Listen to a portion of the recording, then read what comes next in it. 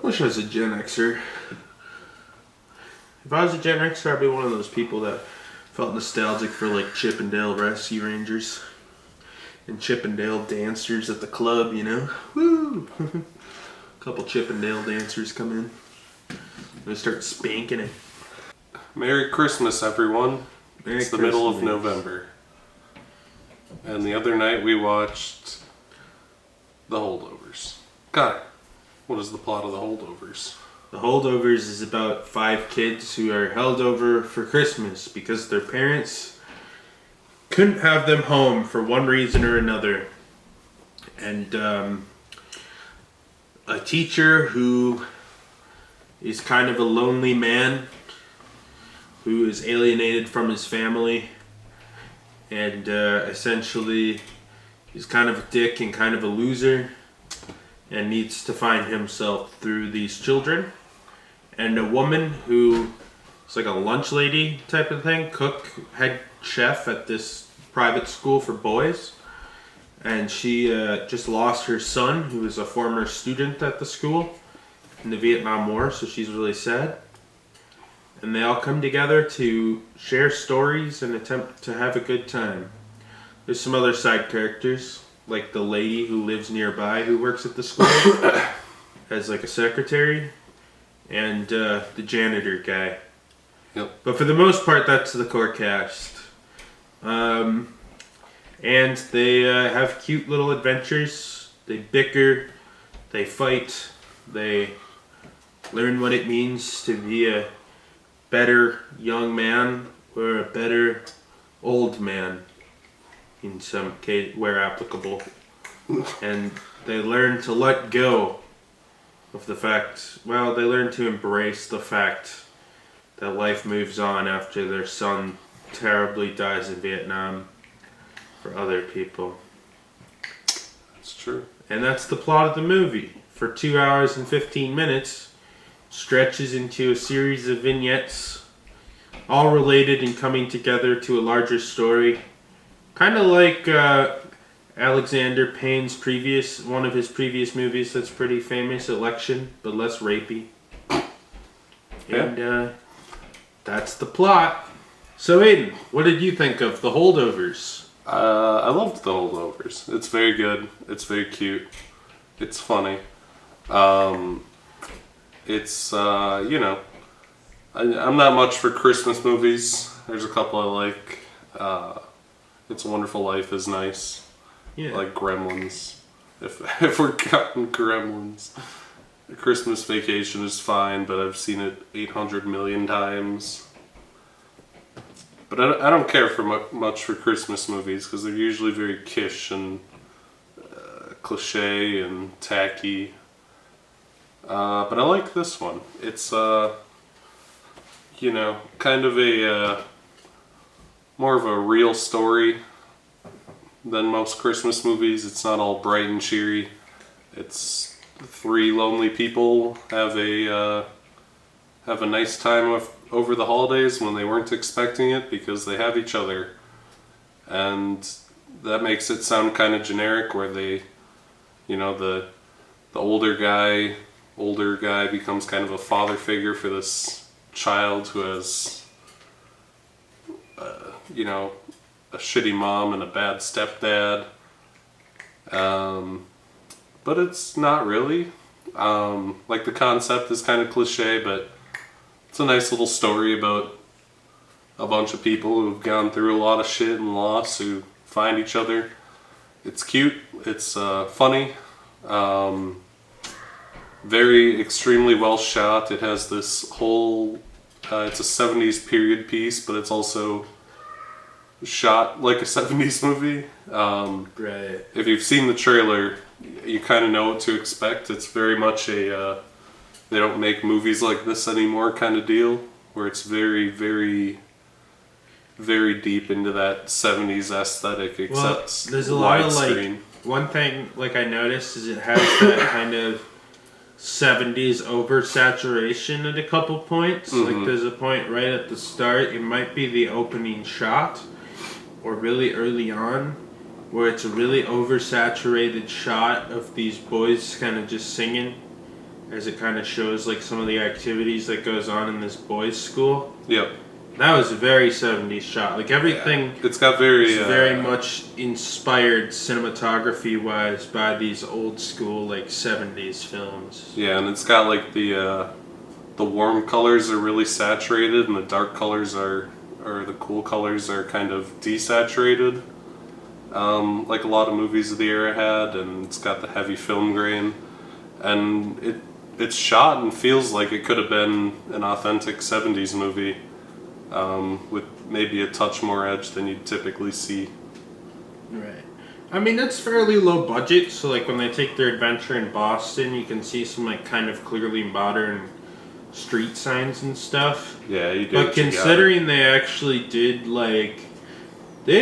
lot of work to make the movie feel really authentic, and it wasn't like some of these like period, not even kind of period throwback pieces where it feels like an 80s movie. It's like this kid has a Rubik's Cube solved perfectly in the corner next to his Furby. Next to his Power Glove and his Pogs. His perfectly polished, untouched Nintendo Entertainment System Rob. He's got the Power Glove. He's neon posters. He's got like a fucking poster of like 80s Madonna in his room. Yeah, it wasn't super... Michael Jackson's Bad album. He's got that hung on the wall. Yeah, it wasn't like a nostalgia bait thing. It was just very, very real. They put like an absurd amount of detail into things too, like Paul Giamatti's character's bathroom. It's not like super nasty, but it's like realistically nasty. Like there's like grime and like hair on the for sure on stuff. Paul Giamatti plays Walleye, the older man, the teacher that nobody likes. I like it's a very real feeling movie. Paul Giamatti's character doesn't get completely turned around by making a relationship with his sort of son character with the kid. He's still a bit of like an off-putting dick, but he definitely kind of starts to accept people back into his life and loosens up a little bit and kind of shows some more empathy in this specific circumstance because he'd gone through so much. And they have the cook woman is very good as well. She's a little bit more off to the side. She's definitely like the third protagonist, but like during the Boston trip she's absent because she goes out, but her whole little arc is like seeing the relationship between the two principal characters kind of inspires her to go back to her family after the loss to start her own recovery.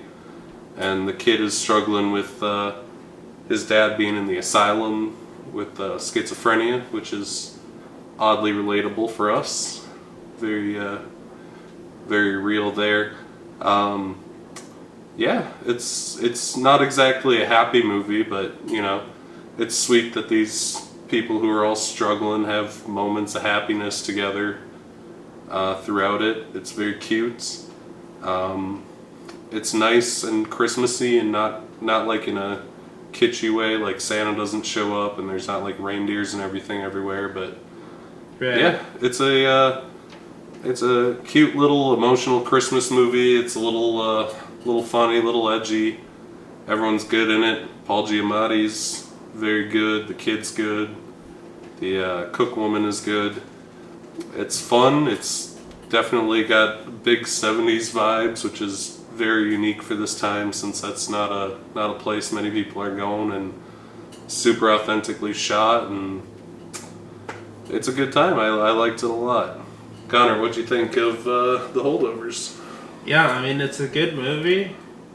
Our primary three characters all have a good story arc. They each have their own story arc, which I think is fairly strong. And the overall message of the movie is, well, life kind of sucks sometimes, but also sometimes there's some good that comes out of it being really shitty. There's a lot of moments where you think, oh, this movie's gonna go there, and you don't think much of it, and then it gets kind of rug pulled, and you're like, oh, that's kind of cool. For example, when Paul Giamatti is at the party, they go to a party, a Christmas party at the one of the other teachers that lives in town's house, and you think like, oh, naturally she's gonna like accept Paul Giamatti for being like a good person or something, and date him or something. They'll have like a kind of a cheesy romance, but it doesn't go there. She has a different boyfriend, and he just casually kind of like is like, oh, that sucks. He's the original incel. He is the original incel.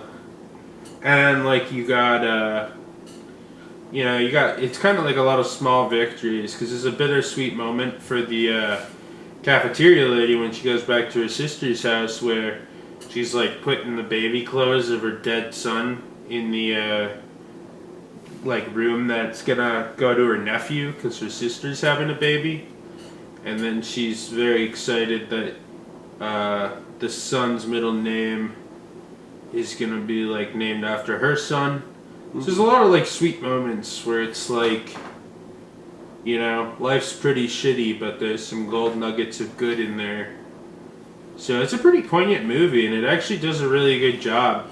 Even the ending, which I don't really want to spoil, but even the ending, Paul Giamatti's character makes a choice that really impacts his life, and while it kind of sucks for him, it also propels him forward, and propels forward the kid too. So, yeah. I mean, there's a lot of good stuff. I don't really want to spoil it. Like we were saying, the cinematography is really impressive.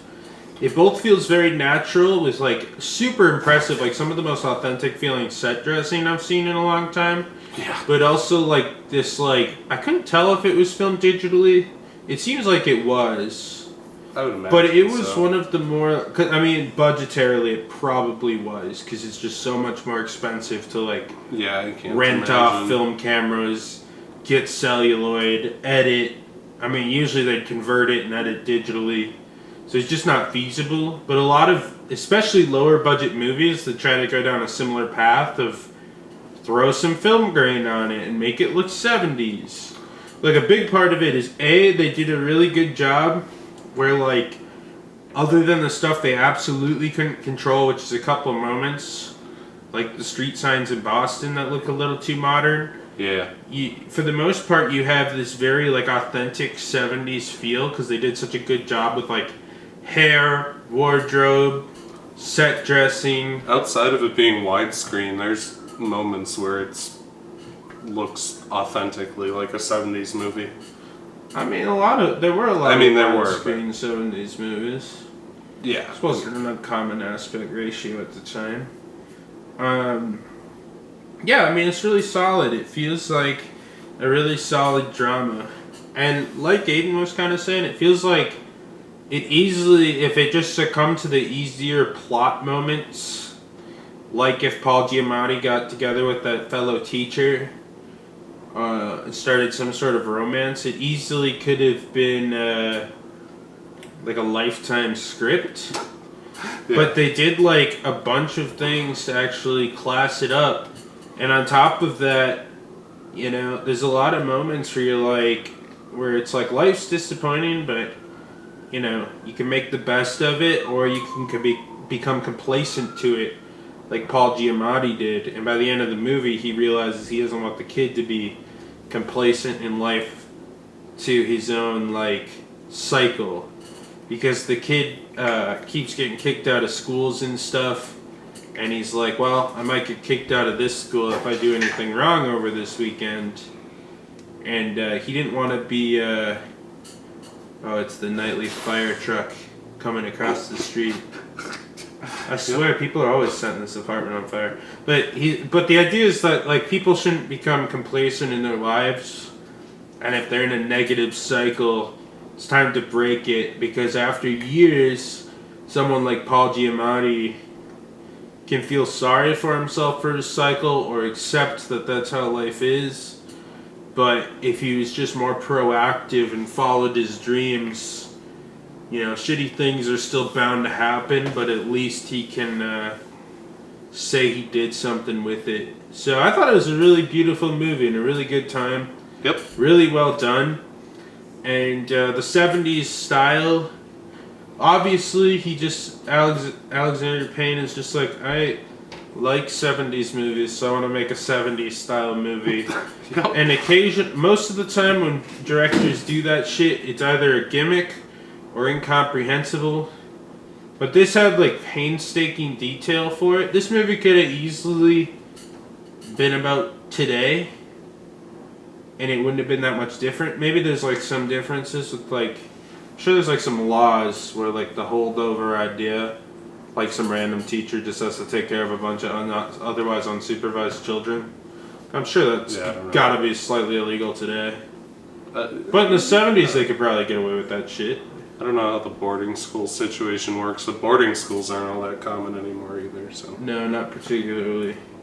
So I mean, there's some questionable things, but you could definitely rework this to be a modern plot. But yeah, I mean, this could be reworked. He's like, this is kind of a nostalgia piece for him, clearly, and he wanted to put a lot of time and effort into it, and he managed to make an incredibly good movie. I know he hasn't had the best luck making movies lately. Election being like one of his only like hits. Yeah, Downsizing was a being a mega flop, even though people like it. I haven't seen it. Being a mega flop, and It's at the time a lot of critics kind of hated it at first. But then I think people changed their mind on it. Yeah, I don't know. But yeah, I mean, it's a really solid movie.